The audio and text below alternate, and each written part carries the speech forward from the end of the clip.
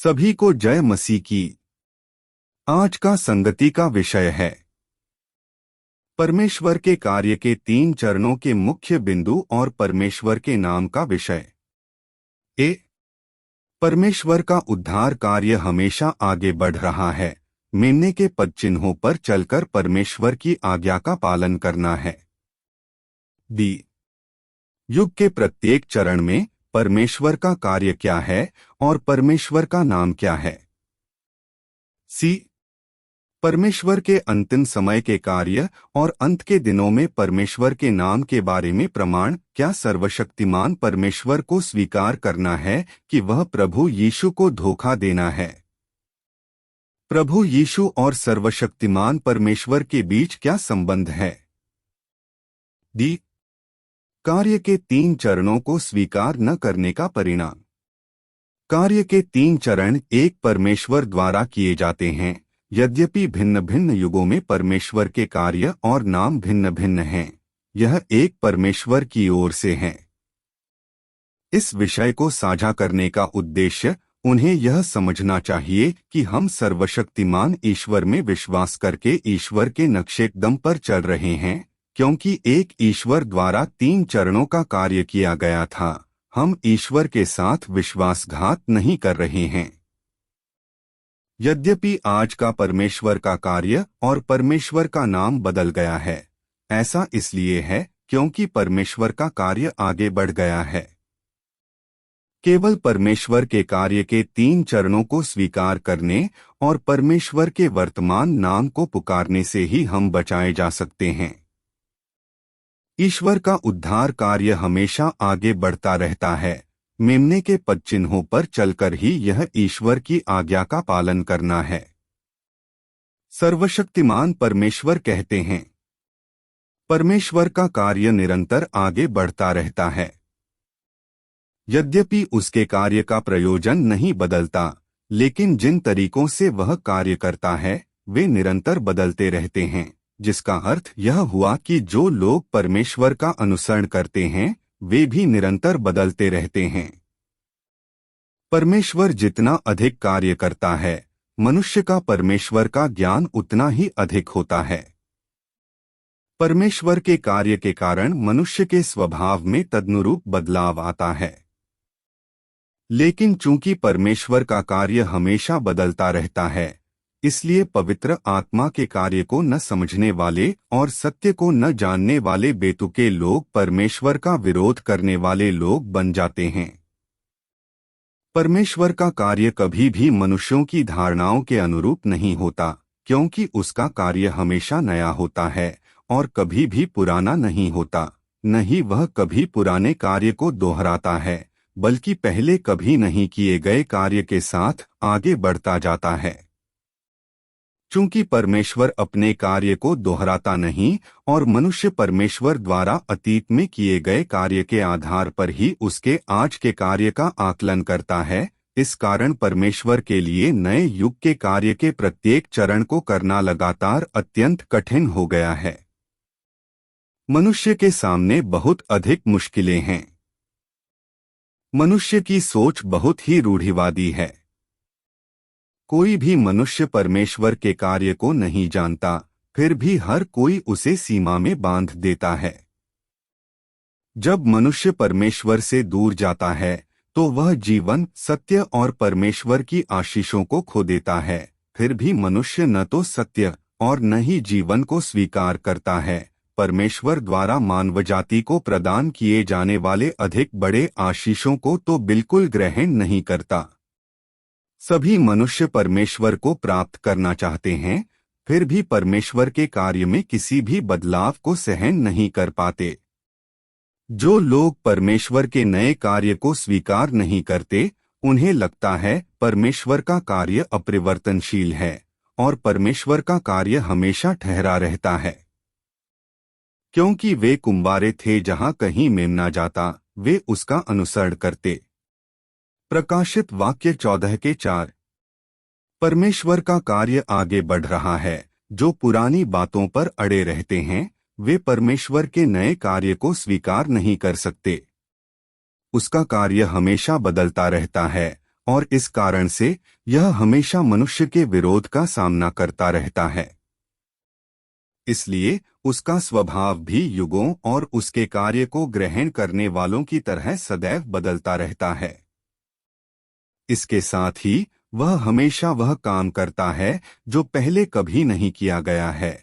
वह ऐसा कार्य भी करता है जो मनुष्यों को पहले किए गए कार्य से विरोधाभासी, उससे बिल्कुल उलट दिखाई देता है। मनुष्य केवल एक ही प्रकार का कार्य या एक ही प्रकार का अभ्यास स्वीकार करने में समर्थ है, और मनुष्य के लिए ऐसे कार्य या अभ्यास के तरीकों को स्वीकार करना कठिन होता है जो उनके साथ बेमेल प्रतीत होते हैं या उनसे उच्चतर हैं। परंतु पवित्र आत्मा हमेशा नया कार्य करता है, और इसलिए धार्मिक विशेषज्ञों के समूह परमेश्वर के नए कार्य का विरोध करते दिखाई देते हैं। ये लोग इसलिए विशेषज्ञ बन गए हैं क्योंकि मनुष्य के पास यह ज्ञान ही नहीं है कि परमेश्वर किस प्रकार हमेशा नया रहता है और कभी भी पुराना नहीं पड़ता है, और मनुष्य को परमेश्वर के कार्य के सिद्धांतों का भी कोई ज्ञान नहीं है, और इसके अलावा उसे उन विभिन्न तरीकों का ज्ञान नहीं है जिनके द्वारा परमेश्वर मनुष्य को बचाता है। देखा जाए तो मनुष्य यह बताने में सर्वथा असमर्थ है कि क्या यह वह कार्य है जो पवित्र आत्मा की ओर से आता है, और क्या यह स्वयं परमेश्वर का कार्य है।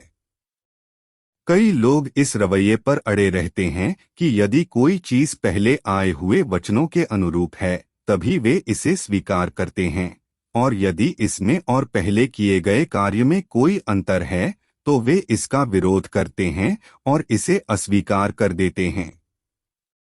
समझने का बिंदु।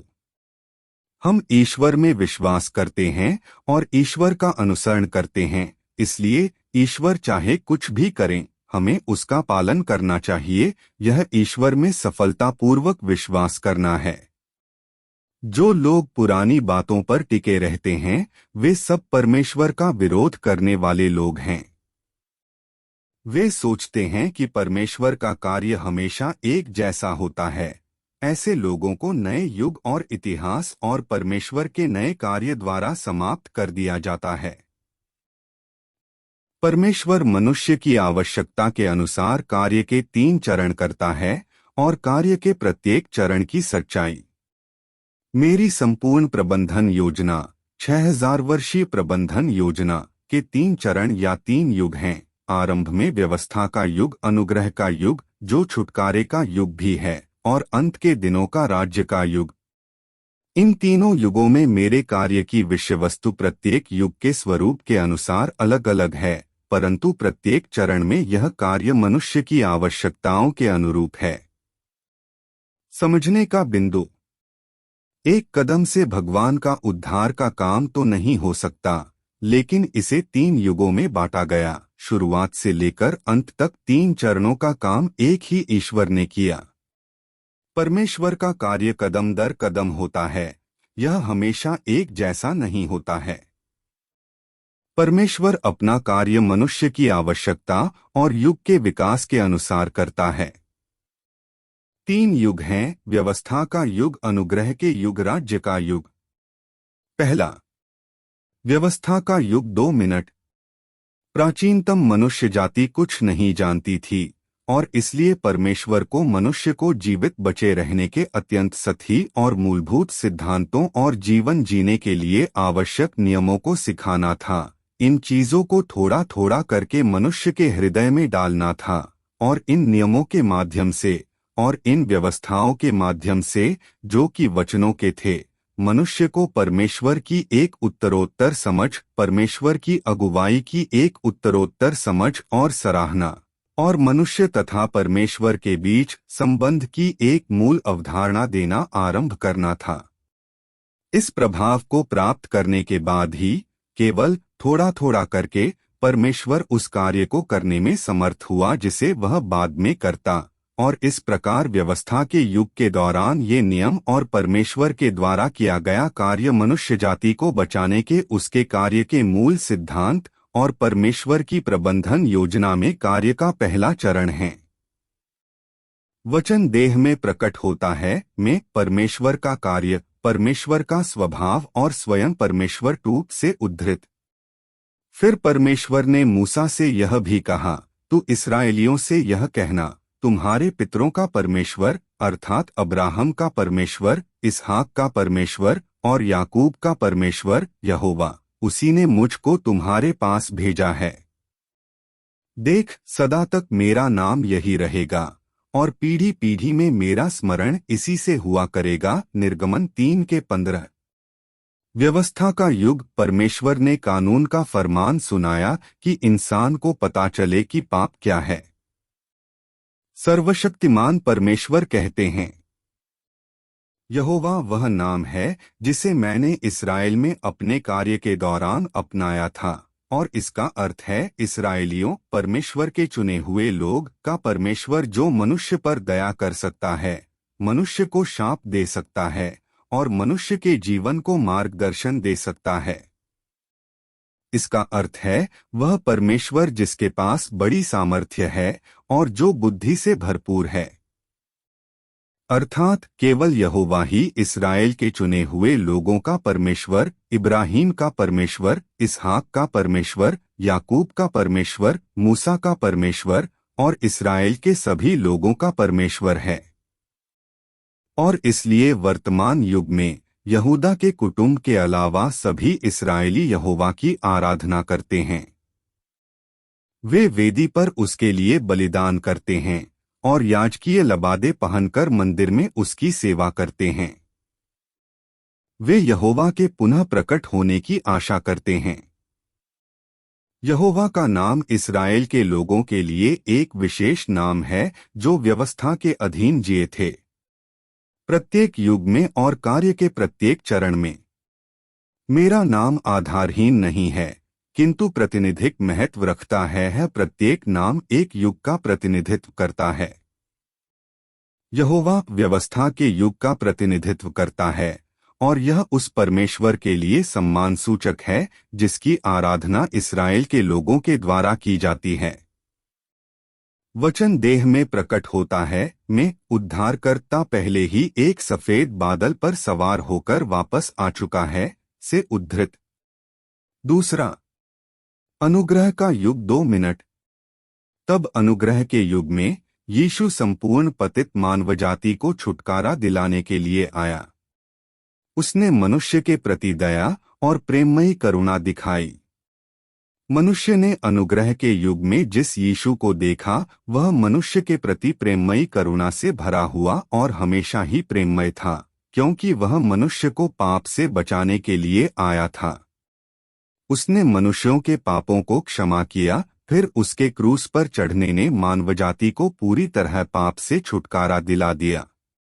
उस दौरान परमेश्वर मनुष्य के सामने दया और प्रेममयी करुणा के साथ प्रकट हुआ, अर्थात वह मनुष्य के लिए पाप बलि बना और मनुष्य के पापों के लिए सूली पर चढ़ाया गया ताकि उन्हें हमेशा के लिए माफ किया जा सके। वह दयालु, करुणामय, सहिष्णु और प्रेममय था। और वे सब जिन्होंने अनुग्रह के युग में यीशु का अनुसरण किया था, उन्होंने भी सारी चीजों में सहिष्णु और प्रेममय बनने का प्रयास किया। उन्होंने लंबे समय तक कष्ट सहे, यहाँ तक कि जब उन्हें पीटा गया, धिक्कारा गया या उन्हें पत्थर मारे गए तो भी उन्होंने पलटकर वार नहीं किया। वह जिसका हर चीज पर प्रभुत्व है, क्लिप परमेश्वर का पृथ्वी पर आना और एक पाप बलि बनना। प्रभु यीशु के नाम के बारे में बाइबल की भविष्यवाणी, परमेश्वर ने यीशु के नाम के तहत नया युग लाया। प्रभु का स्वर्गदूत उसे स्वप्न में दिखाई देकर कहने लगा, हे यूसुफ, दाऊद की संतान, तू अपनी पत्नी मरियम को अपने यहाँ ले आने से मत डर, क्योंकि जो उसके गर्भ में है वह पवित्र आत्मा की ओर से है। वह पुत्र जनेगी और तू उसका नाम यीशु रखना, क्योंकि वह अपने लोगों का उनके पापों से उद्धार करेगा। मत्ती 1:20-21। सर्वशक्तिमान परमेश्वर कहते हैं, अनुग्रह का युग यीशु के नाम से शुरू हुआ। जब यीशु ने अपनी सेवकाई आरंभ की तो पवित्र आत्मा ने यीशु के नाम की गवाही देनी आरंभ कर दी, और यहोवा का नाम अब और नहीं बोला जाता था। इसके बजाय पवित्र आत्मा ने मुख्य रूप से यीशु के नाम से नया कार्य आरंभ किया। जो यीशु में विश्वास करते थे उन लोगों की गवाही यीशु मसीह के लिए दी गई थी, और उन्होंने जो कार्य किया वह भी यीशु मसीह के लिए था। पुराने विधान के व्यवस्था के युग के समापन का यह अर्थ था कि मुख्य रूप से यहोवा के नाम पर आयोजित किया गया कार्य समापन पर पहुंच गया है। इसके बाद परमेश्वर का नाम यहोवा अब और नहीं था, इसके बजाय उसे यीशु कहा जाता था, और यहाँ से पवित्र आत्मा ने मुख्य रूप से यीशु के नाम के तहत कार्य करना आरंभ किया। वचन देह में प्रकट होता है में परमेश्वर के कार्य का दर्शन 3 से उद्धृत। प्रभु यीशु और यहोवा परमेश्वर के नाम भिन्न हैं और उनके कार्य भिन्न हैं। क्या प्रभु यीशु और यहोवा परमेश्वर एक ही परमेश्वर हैं? सर्वशक्तिमान परमेश्वर कहते हैं, जो कार्य यीशु ने किया उसने यीशु के नाम का प्रतिनिधित्व किया, और उसने अनुग्रह के युग का प्रतिनिधित्व किया। जहाँ तक यहोवा द्वारा किए गए कार्य की बात है, उसने यहोवा का प्रतिनिधित्व किया और उसने व्यवस्था के युग का प्रतिनिधित्व किया। उनका कार्य 2 भिन्न भिन्न युगों में एक ही पवित्र आत्मा का कार्य था। ठीक इसलिए क्योंकि यीशु आया और उसने यहोवा के कार्य का समापन किया, यहोवा के कार्य को जारी रखा, और इसके अलावा उसने अपना स्वयं का कार्य, एक नया कार्य किया। इससे साबित होता है कि यह एक नया युग था और कि यीशु स्वयं परमेश्वर था। उन्होंने कार्य के स्पष्ट रूप से भिन्न 2 चरण पूरे किए। एक चरण मंदिर में कार्यान्वित किया गया और दूसरा मंदिर के बाहर संचालित किया गया। एक चरण व्यवस्था के अनुसार मनुष्य के जीवन की अगुवाई करना था और दूसरा पाप बलि चढ़ना था। कार्य के ये 2 चरण स्पष्ट रूप से भिन्न थे। यह नए युग को पुराने से विभाजित करता है, और यह कहना पूर्णतः सही है कि ये 2 भिन्न युग हैं। उनके कार्य का स्थान भिन्न था, उनके कार्य की विषय वस्तु भिन्न थी, और उनके कार्य का उद्देश्य भिन्न था। इस तरह उन्हें 2 युगों में विभाजित किया जा सकता है, नए और पुराने विधानों में, अर्थात नए और पुराने युगों में। यद्यपि उन्हें 2 भिन्न भिन्न नामों से बुलाया गया, फिर भी यह एक ही पवित्र आत्मा था जिसने कार्य के दोनों चरण संपन्न किए, और जो कार्य किया जाना था वह सतत था। चूंकि नाम भिन्न था और कार्य की विषय वस्तु भिन्न थी, इसलिए युग भिन्न था। जब यहोवा आया तो वह यहोवा का युग था, और जब यीशु आया तो वह यीशु का युग था। और इसलिए हर आगमन के साथ परमेश्वर को एक नाम से बुलाया जाता है। वह एक युग का प्रतिनिधित्व करता है, और वह एक नए मार्ग का सूत्रपात करता है, और हर नए मार्ग पर वह एक नया नाम अपनाता है, जो दर्शाता है कि परमेश्वर हमेशा नया रहता है और कभी पुराना नहीं पड़ता, और कि उसका कार्य आगे की दिशा में प्रगति करने से कभी नहीं रुकता। तीसरा, समाप्ति समय काम। अंत के दिनों में परमेश्वर न्याय कार्य करने के लिए आता है। यह परमेश्वर के अंतिम समय के उद्धार को पूरा करता है। यह अनुग्रह के युग में उद्धार से अलग है। अंत के दिनों में न्याय कार्य मानव के पापों को साफ करने के लिए है। चूंकि परमेश्वर का अंत समय का सुसमाचार अनुग्रह के युग से भिन्न है, क्या परमेश्वर का नाम अभी भी यीशु है? क्या परमेश्वर को आज अपना नाम बदलना चाहिए? भगवान का नया नाम है, प्रमाण है। अंत के दिनों में परमेश्वर का नाम सर्वशक्तिमान परमेश्वर है। क्या सर्वशक्तिमान परमेश्वर पर विश्वास करना दूसरे परमेश्वर में विश्वास करना है, जो तुम्हारे लिए स्वर्ग में रखी है, जिनकी रक्षा परमेश्वर की सामर्थ से विश्वास के द्वारा उस उद्धार के लिए जो आने वाले समय में प्रकट होने वाली है की जाती है। 1 पतरस 1:5। वैसे ही मसीह भी बहुतों के पापों को उठा लेने के लिए एक बार बलिदान हुआ, और जो लोग उसकी बाट बोहते हैं उनके उद्धार के लिए दूसरी बार बिना पाप के दिखाई देगा। इब्रानियों 9 के 28। सर्वशक्तिमान परमेश्वर कहते हैं, यद्यपि यीशु ने मनुष्यों के बीच अधिक कार्य किया है, उसने केवल समस्त मानवजाति के छुटकारे के कार्य को पूरा किया और वह मनुष्य की पापबलि बना और मनुष्य को उसके भ्रष्ट स्वभाव से छुटकारा नहीं दिलाया। शैतान के प्रभाव से मनुष्य को पूरी तरह बचाने के लिए यीशु को न केवल पापबलि के रूप में मनुष्यों के पापों को लेना आवश्यक था, बल्कि मनुष्य को उसके स्वभाव, जिसे शैतान द्वारा भ्रष्ट कर दिया गया था, से पूरी तरह मुक्त करने के लिए परमेश्वर को और भी बड़े कार्य करने की आवश्यकता थी। और इसलिए मनुष्य को उसके पापों के लिए क्षमा कर दिए जाने के बाद एक नए युग में मनुष्य की अगुवाई करने के लिए परमेश्वर वापस देह में लौटा और उसने ताड़ना एवं न्याय के कार्य को आरंभ किया और इस कार्य ने मनुष्य को एक उच्चतर क्षेत्र में पहुंचा दिया। वे सब जो परमेश्वर के प्रभुत्व के अधीन समर्पण करेंगे उच्चतर सत्य का आनंद लेंगे और अधिक बड़ी आशीषें प्राप्त करेंगे।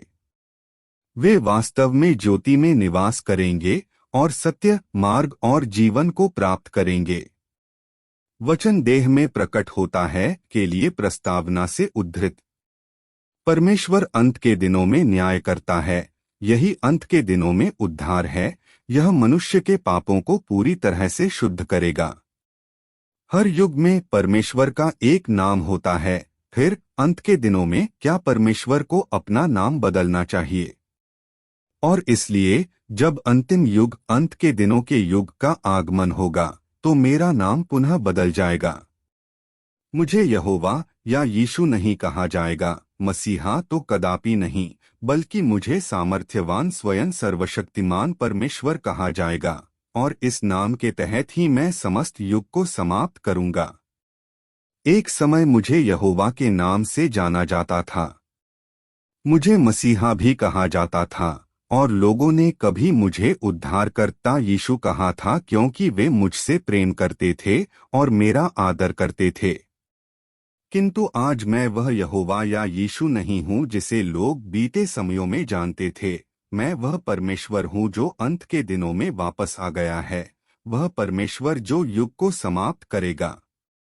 वह परमेश्वर मैं स्वयं हूँ जो अपने स्वभाव की परिपूर्णता के साथ और अधिकार, आदर एवं महिमा से भरपूर होकर पृथ्वी के छोरों से उदय होता है। अंततः मेरे वचनों के कारण सारे राष्ट्र धन्य हो जाएंगे और मेरे वचनों के कारण टुकड़े टुकड़े भी कर दिए जाएंगे। इस तरह अंत के दिनों के दौरान सभी लोग देखेंगे कि मैं ही वह उद्धारकर्ता हूँ जो वापस लौट आया है। मैं ही वह सर्वशक्तिमान परमेश्वर हूँ जो समस्त मानवजाति को जीतता है और मैं ही एक समय मनुष्य के लिए पाप बलि था, किंतु अंत के दिनों में मैं सूरज की ज्वाला भी बन जाता हूँ जो सभी चीजों को जला देती है, और साथ ही मैं धार्मिकता का सूर्य भी बन जाता हूँ जो सभी चीजों को प्रकट कर देता है। अंत के दिनों का मेरा कार्य ऐसा ही है। मैंने इस नाम को अपनाया है और मैं इस स्वभाव से संपन्न हूँ ताकि सभी लोग देख सकें कि मैं धर्मी परमेश्वर हूँ, धधकता हुआ सूरज हूँ और दहकती हुई आग हूँ। ऐसा इसलिए है ताकि सभी मेरी एकमात्र सच्चे परमेश्वर की आराधना कर सकें और ताकि वे मेरे असली चेहरे को देख सकें। मैं न केवल इस्राएलियों का परमेश्वर हूँ और न मात्र छुटकारा दिलाने वाला हूँ, मैं समस्त आकाश, पृथ्वी और महासागरों के सारे प्राणियों का परमेश्वर हूँ। वचन देह में प्रकट होता है, मैं उद्धारकर्ता पहले ही एक सफेद बादल पर सवार होकर वापस आ चुका है से उद्धृत। अंत के दिनों में परमेश्वर के नाम सर्वशक्तिमान परमेश्वर के बारे में बाइबल की भविष्यवाणियां। जो जय पाए उसे मैं अपने परमेश्वर के मंदिर में एक खंभा बनाऊंगा और वह फिर कभी बाहर न निकलेगा, और मैं अपने परमेश्वर का नाम और अपने परमेश्वर के नगर अर्थात नए यरूशलेम का नाम जो मेरे परमेश्वर के पास से स्वर्ग पर से उतरने वाला है, और अपना नया नाम उस पर लिखूंगा। प्रकाशित वाक्य 3:12। प्रभु परमेश्वर जो है और जो था और जो आने वाला है, जो सर्वशक्तिमान है, यह कहता है, मैं ही अल्फा और ओमेगा हूँ। प्रकाशित वाक्य 1:8। हे सर्वशक्तिमान प्रभु परमेश्वर, जो है और जो था, हम तेरा धन्यवाद करते हैं कि तूने अपनी बड़ी सामर्थ्य को काम में लाकर राज्य किया है। प्रकाशित वाक्य 11:17। हे सर्वशक्तिमान प्रभु परमेश्वर, तेरे कार्य महान और अद्भुत हैं। हे युग युग के राजा, तेरी चाल ठीक और सच्ची है। प्रकाशित वाक्य 15:3। सर्वशक्तिमान ईश्वर के शब्दों से हम देखते हैं कि ईश्वर का नाम सर्वशक्तिमान ईश्वर है जब वह फिर से आता है। यह बाइबल पर आधारित है, न कि किसी के द्वारा दिया गया नियम। यदि कोई व्यक्ति सर्वशक्तिमान ईश्वर की निंदा करता है, तो वह प्रभु यीशु की भविष्यवाणी की निंदा कर रहा है। सर्वशक्तिमान परमेश्वर कहते हैं, आज के कार्य ने अनुग्रह के युग के कार्य को आगे बढ़ाया है, अर्थात समस्त 6000 सालों की प्रबंधन योजना का कार्य आगे बढ़ा है। यद्यपि अनुग्रह का युग समाप्त हो गया है, किंतु परमेश्वर के कार्य ने प्रगति की है। मैं क्यों बार बार कहता हूं कि कार्य का यह चरण अनुग्रह के युग और व्यवस्था के युग पर आधारित है, क्योंकि आज का कार्य अनुग्रह के युग में किए गए कार्य की निरंतरता और व्यवस्था के युग में किए कार्य की प्रगति है। तीनों चरण आपस में घनिष्ठता से जुड़े हुए हैं और श्रृंखला की हर कड़ी निकटता से अगली कड़ी से जुड़ी है। मैं यह भी क्यों कहता हूं कि कार्य का यह चरण यीशु द्वारा किए गए कार्य पर आधारित है। मान लो यह चरण यीशु द्वारा किए गए कार्य पर आधारित न होता, तो फिर इस चरण में क्रूस पर चढ़ाए जाने का कार्य फिर से करना होता और पहले किए गए छुटकारे के कार्य को फिर से करना पड़ता। यह अर्थहीन होता। इसलिए ऐसा नहीं है कि कार्य पूरी तरह समाप्त हो चुका है, बल्कि युग आगे बढ़ गया है और कार्य के स्तर को पहले से अधिक ऊंचा कर दिया गया है। यह कहा जा सकता है कि कार्य का यह चरण व्यवस्था के युग की नींव और यीशु के कार्य की चट्टान पर निर्मित है। परमेश्वर का कार्य चरण दर चरण निर्मित किया जाता है और यह चरण कोई नई शुरुआत नहीं है। सिर्फ तीनों चरणों के कार्य के संयोजन को ही 6000 सालों की प्रबंधन योजना माना जा सकता है। समझने का बिंदु, परमेश्वर आज नया कार्य करता है, लेकिन इसका अर्थ यह नहीं है कि परमेश्वर ने पिछले कार्य को समाप्त कर दिया या पिछला कार्य गलत था, बल्कि यह है कि परमेश्वर का कार्य आगे बढ़ रहा है और गहराई में जा रहा है। यह ऐसे ही है जैसे बच्चे उच्च कक्षा में पढ़ने के लिए जाते हैं। अंत के दिनों में जब प्रभु यीशु वापस आए तो उनका नाम सर्वशक्तिमान परमेश्वर है। यदि हम सर्वशक्तिमान परमेश्वर में विश्वास करते हैं, तो क्या हम दूसरे परमेश्वर में विश्वास कर रहे हैं? क्या यह यीशु से अलग है या हमारा गलत विश्वास है? ऐसे लोग हैं जो कहते हैं कि परमेश्वर अपरिवर्तनशील है। यह सही है, किंतु यह परमेश्वर के स्वभाव और सार की अपरिवर्तनशीलता का संकेत करता है। उसके नाम और कार्य में परिवर्तन से यह साबित नहीं होता है कि उसका सार बदल गया है। दूसरे शब्दों में, परमेश्वर हमेशा परमेश्वर रहेगा और यह कभी नहीं बदलेगा। यदि तुम कहते हो कि परमेश्वर का कार्य हमेशा अपरिवर्तित रहता है, तो क्या वह अपनी 6000 वर्षीय प्रबंधन योजना को पूरा करने में सक्षम होगा? तुम केवल यह जानते हो कि परमेश्वर हमेशा ही अपरिवर्तनीय है, किंतु क्या तुम जानते हो कि परमेश्वर हमेशा नया रहता है और कभी पुराना नहीं पड़ता है? यदि परमेश्वर का कार्य अपरिवर्तनशील था, तो क्या वह मानवजाति की आज के दिन तक अगुवाई कर सकता था? यदि परमेश्वर अपरिवर्तनशील है, तो ऐसा क्यों है कि उसने पहले ही 2 युगों का कार्य कर लिया है? वचन देह में प्रकट होता है में परमेश्वर के कार्य का दर्शन 3 से उद्धृत। परमेश्वर हमेशा परमेश्वर रहेगा और कभी भी शैतान नहीं बनेगा। शैतान हमेशा शैतान रहेगा और कभी भी परमेश्वर नहीं बनेगा। परमेश्वर की बुद्धि, परमेश्वर की चमत्कारिकता, परमेश्वर की धार्मिकता और परमेश्वर का प्रताप कभी नहीं बदलेंगे। उसका सार और उसका स्वरूप कभी नहीं बदलेगा। जहां तक उसके कार्य की बात है, हालांकि यह हमेशा आगे की ओर प्रगति कर रहा है, हमेशा गहरा होता जा रहा है, क्योंकि वह हमेशा नया रहता है और कभी पुराना नहीं पड़ता है। वचन देह में प्रकट होता है में परमेश्वर के कार्य का दर्शन 3 से उद्धृत। सर्वशक्तिमान परमेश्वर कहते हैं, इतिहास आगे प्रगति करता है, वैसे ही परमेश्वर का कार्य भी आगे बढ़ता है और परमेश्वर की इच्छा निरंतर बदलती रहती है। वह कार्य के एक ही चरण में 6000 साल तक नहीं रह सकता था, क्योंकि हर कोई जानता है कि परमेश्वर हमेशा नया है और कभी पुराना नहीं होता है, और वह हमेशा सलीब पर चढ़ने जैसा काम नहीं कर सकता। सलीब पर 1 बार, 2 बार, 3 बार नहीं चढ़ सकता। ऐसा सोचना हास्यास्पद होगा। परमेश्वर वही कार्य करता नहीं रह सकता। उसका कार्य हमेशा बदलता रहता है और हमेशा नया रहता है। बहुत कुछ वैसा ही जैसे कि मैं प्रतिदिन तुम लोगों से नए वचन कहता और नया कार्य करता हूँ। यही वह कार्य है जो मैं करता हूँ, और मुख्य शब्द हैं नया और अद्भुत। परमेश्वर अपरिवर्तनशील है और परमेश्वर हमेशा परमेश्वर ही रहेगा। यह कहावत वास्तव में सही है। परमेश्वर का सार कभी भी नहीं बदलता। परमेश्वर हमेशा परमेश्वर, और वह कभी शैतान नहीं बन सकता, परंतु इनसे यह सिद्ध नहीं होता है कि उसका कार्य उसके सार की तरह ही अचर और अचल है।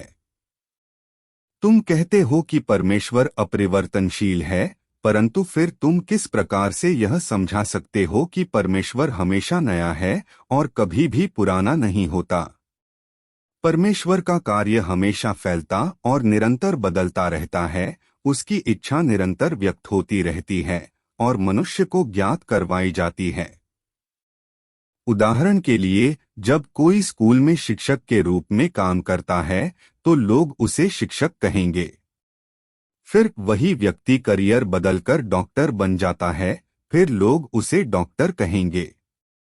यदि वह व्यक्ति फिर किसी कंपनी का प्रबंधक बन गया तो लोग उसे प्रबंधक कहेंगे।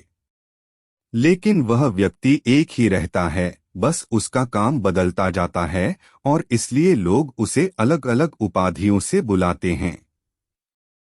दरअसल परमेश्वर के कार्य से हम यह देख पाते हैं कि परमेश्वर का नाम हमेशा के लिए अपरिवर्तित नहीं है, बल्कि यह परमेश्वर के कार्य और युगों के परिवर्तन के साथ साथ बदलता रहता है।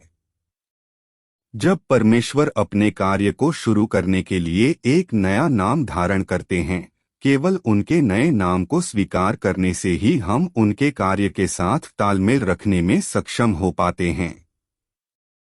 यहोवा के कार्य से लेकर यीशु के कार्य तक और यीशु के कार्य से लेकर इस वर्तमान चरण तक, ये 3 चरण परमेश्वर के प्रबंधन के पूर्ण विस्तार को एक सतत सूत्र में पिरोते हैं और वे सब एक ही पवित्र आत्मा का कार्य हैं। दुनिया के सृजन से परमेश्वर हमेशा मानवजाति का प्रबंधन करता आ रहा है। वही आरंभ और अंत है, वही प्रथम और अंतिम है, और वही एक है जो युग का आरंभ करता है और वही एक है जो युग का अंत करता है। विभिन्न युगों और विभिन्न स्थानों में कार्य के 3 चरण अचूक रूप में एक ही पवित्र आत्मा का कार्य हैं। इन 3 चरणों को पृथक करने वाले सभी लोग परमेश्वर के विरोध में खड़े हैं। अब तुम्हारे लिए यह समझना उचित है कि प्रथम चरण से लेकर आज तक का समस्त कार्य एक ही परमेश्वर का कार्य है, एक ही पवित्र आत्मा का कार्य है।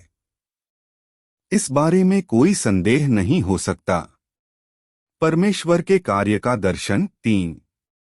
समझने का बिंदु। कोई फर्क नहीं पड़ता कि परमेश्वर अपना कार्य कैसे बदलता है, उसका नाम कैसे भी बदला जाए, परमेश्वर का सार कभी नहीं बदलता। परमेश्वर हमेशा परमेश्वर है। अपना कार्य करने वाला हमेशा एक ही परमेश्वर होता है। परमेश्वर के कार्य के 3 चरणों को अस्वीकार करने का परिणाम 5 मिनट। जो जय पाए उसे मैं अपने परमेश्वर के मंदिर में एक खंभा बनाऊंगा और वह फिर कभी बाहर न निकलेगा, और मैं अपने परमेश्वर का नाम और अपने परमेश्वर के नगर अर्थात नए यरूशलेम का नाम जो मेरे परमेश्वर के पास से स्वर्ग पर से उतरने वाला है, और अपना नया नाम उस पर लिखूंगा। प्रकाशित वाक्य 3:12। यदि लोग केवल यीशु के नाम को धारण करते हैं और नए युग सर्वशक्तिमान परमेश्वर में परमेश्वर के कार्य के नाम को स्वीकार करने से इनकार करते हैं, तो परिणाम क्या होंगे? जैसे सर्वशक्तिमान परमेश्वर कहते हैं, जो लोग परमेश्वर के पदचिह्नों का निकट से अनुसरण नहीं कर सकते, वे ऐसा जीवन पाने में अक्षम होते हैं। उन्होंने अपने आप को अंधकार में नीचे गिरा दिया होगा, जहां वे रोएंगे और अपने दांत पीसेंगे। वे ऐसे लोग हैं जो परमेश्वर में विश्वास तो करते हैं किंतु उसका अनुसरण नहीं करते, जो परमेश्वर में विश्वास तो करते हैं किंतु उसके संपूर्ण कार्य का पालन नहीं करते। चूंकि मनुष्य परमेश्वर में विश्वास करता है, इसलिए उसे परमेश्वर के पदचिह्नों का कदम निकट से अनुसरण करना चाहिए, और उसे जहां कहीं मेमना जाता है उसका अनुसरण करना चाहिए। केवल ऐसे लोग ही सच्चे मार्ग को खोजते हैं, केवल ऐसे लोग ही पवित्र आत्मा के कार्य को जानते हैं। परमेश्वर का कार्य और मनुष्य का अभ्यास। सर्वशक्तिमान परमेश्वर कहता है, दुनिया में सभी को देखने दो कि मैं वास्तविक और संपूर्ण परमेश्वर स्वयं हूँ। सभी मनुष्य पूरी तरह आश्वस्त हैं और फिर से कोई भी मेरा विरोध, मेरी आलोचना करने की या मेरी निंदा करने की हिम्मत नहीं करता है। अन्यथा उन्हें तुरंत शाप मिलता है और उन पर विपत्ति आती है। वे केवल रो सकते हैं और अपने दांत पीस सकते हैं, चूंकि वे खुद अपना विनाश लाए हैं।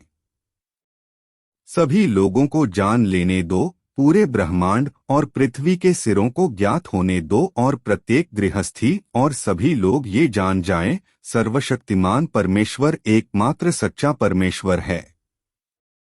सभी लोग एक के बाद एक घुटने टेक कर मेरी आराधना करेंगे, और यहाँ तक कि वे बच्चे भी जिन्होंने अभी बात करना सीखा ही है, वे भी सर्वशक्तिमान परमेश्वर बोल उठेंगे।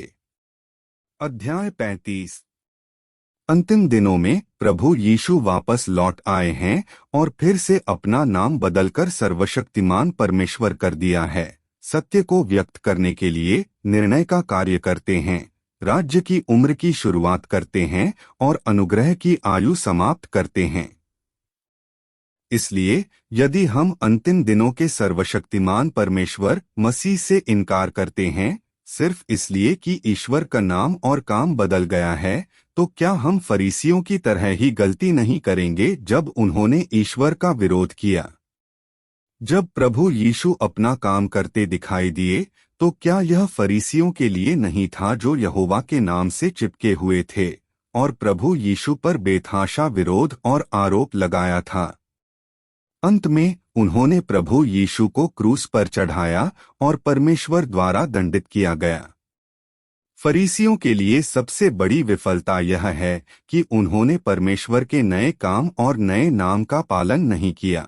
और आप सर्वशक्तिमान परमेश्वर में विश्वास करते हैं, आप ईश्वर के घर में अपना स्थान बना रहे हैं, आप अपना नाम जीवन की पुस्तक में लिख रहे हैं। जीवन की पुस्तक का क्या अर्थ है? इसका मतलब है कि जो लोग दावत के लिए लालायित हैं, वे सच्चाई और जीवन प्राप्त करते हैं। धर्म में उन लोगों को जीवन की पुस्तक में दर्ज नहीं किया गया है, क्योंकि उनके पास जीवन नहीं है। अंतिम दिनों में मसीह जो लाता है, वह अनंत जीवन का मार्ग है, और यदि आप अंतिम दिनों में मसीह को स्वीकार करते हैं और उसकी पूर्णता प्राप्त करते हैं, तो ही जीवन की पुस्तक में आपका हिस्सा है। तभी आपका नाम नीचे लिखा हुआ है। आपके पास जीवन की पुस्तक में लिखे गए नाम हैं। यह एक आश्चर्यजनक आध्यात्मिक आनंद है। यह उपाय से परे आशीर्वाद है। यदि आप विश्वास नहीं करते हैं तो जब आपदा आती है तब भी आप प्रार्थना कर सकते हैं, हे प्रभु यीशु मुझे बचाओ, लेकिन परमेश्वर आपको जवाब नहीं देंगे। यदि आप प्रार्थना करते हैं, हे परमेश्वर परमेश्वर मुझे बचा लो, परमेश्वर अभी भी आपको जवाब नहीं देंगे। एक बार जब ईश्वर के चुने हुए लोग सर्वशक्तिमान परमेश्वर से प्रार्थना करते हैं तो ईश्वर कुछ करना शुरू कर देगा। देखो, परमेश्वर का नाम बदल गया है। यदि आप अतीत में उनके नाम से प्रार्थना करते हैं तो यह बेकार है। कुछ धार्मिक लोग कहते हैं, मुझे विश्वास नहीं होगा। यीशु का नाम कभी नहीं बदलेगा। यह परमेश्वर का स्वभाव है जो कभी नहीं बदलेगा। परमेश्वर का नाम बदल सकता है। बाइबल में लिखा गया है कि आखिरी दिनों में परमेश्वर का नाम बदल जाएगा। परमेश्वर का एक नया नाम है। यशायाह की भविष्यवाणी ने इसके बारे में बात की है। यह रहस्योद्घाटन की पुस्तक में भी है। आमीन। आज का वचन इतना ही। परमेश्वर का धन्यवाद हो। अगला संगति के लिए चैनल सब्सक्राइब कर लीजिए।